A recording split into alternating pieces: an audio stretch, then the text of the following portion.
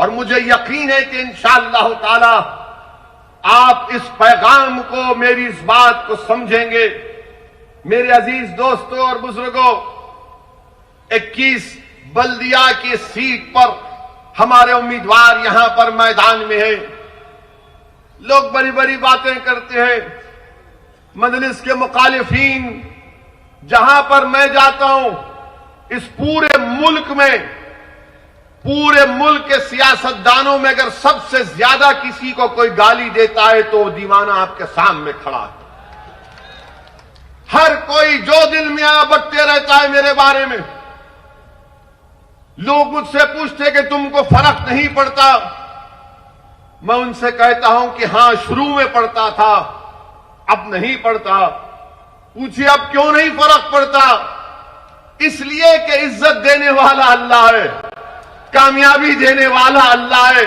ये इंसान लाख तुम मुझे गाली दे दो, तुम मेरी तरक्की को, मेरी जमात की कामयाबी को नहीं रोक पाओगे।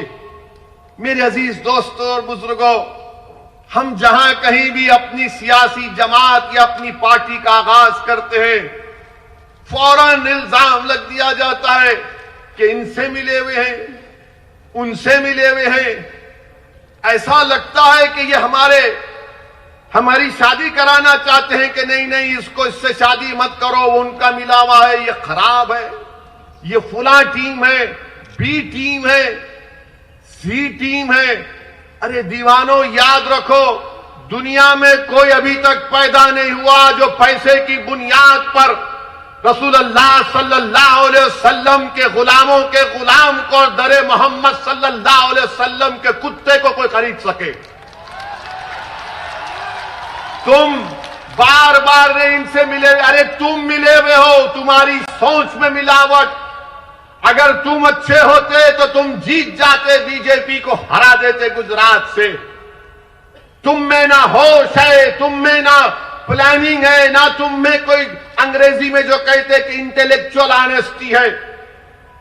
तुम मिले हुए हो, तुम हिंदुत्व का मुकाबला हिंदुत्व से करना चाहते हो, तुम हिंदू नेशनलिज्म का मुकाबला हिंदू नेशनलिज्म से करना चाहते हो।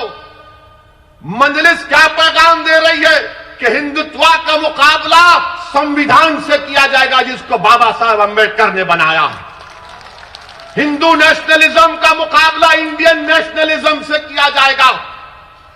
इंडियन नेशनलिज्म सब उसमें आते हैं, मगर ये पार्टी बोलती है कि नहीं नहीं। अरे तुम वो लोग हो जो इलेक्शन में मुसलमानों के इलाकों में कैंपेन करने जाने डरते हो, इंतखाबी मुहिम चलाने से डरते हो। तुम वो लोग हो और तुम हम पे उंगलियां उठाते हो और फिर आप हमसे कहती हैं यही कांग्रेस पार्टी, इनके 12 एमएलए जीते कांग्रेस से, आपने उनको वोट दिया और नरेंद्र मोदी के गोद में जाकर बैठ गए अपनी पार्टी से इस्तीफा देकर। ये 12 अगर भागे तो क्या मैं उनको गुलाब जामुन खिलाकर भिजाया मोदी के पास?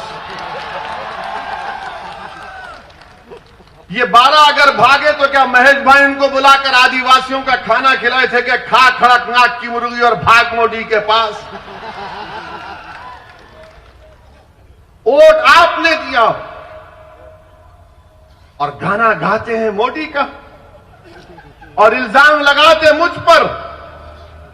अरे अपने गिरेबान में आप झांक कर देख लो, बहुत गंदगी है आपके गिरेबान में, मगर गिरेबान में नहीं झांक सकते इसलिए कि आपकी गर्दन बहुत मोटी हो चुकी है।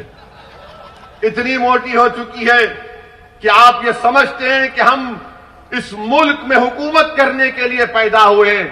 वो जमाना चला गया, वो जमाना चला गया, वो जमाना नहीं रहा। आप ये भी जानते हैं कि पार्लियामेंट के चुनाव हुए 2019 में, आप तमाम में कितनों ने बीजेपी को वोट नहीं दिया? हाथ उठाइए, डरिए मत।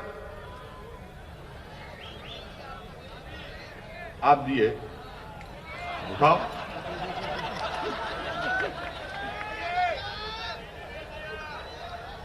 नहीं दिए ना? देंगे कभी? देंगे कभी? अब ये बोलो बीजेपी कैसा जीत गई?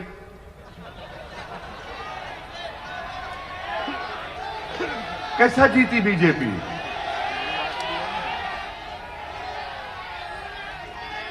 आप वोट नहीं दिए ना, कभी देंगे इंशाअल्लाह। फिर कैसा जीती? इसलिए जीती कि दूसरे पार्टी के जो लोग थे वो बोले नहीं, हम मोदी को वोट देंगे, वहां भाग गए उसके पास, वहां जाकर वोट डाल दिए। और हारने के बाद भी आप मेरे पे उंगली उठा रहे, नहीं आए वोट काटने के लिए, खाली मुस्लिम बहुमूल इलाकों में कैंडिडेट खड़ा कर रहे।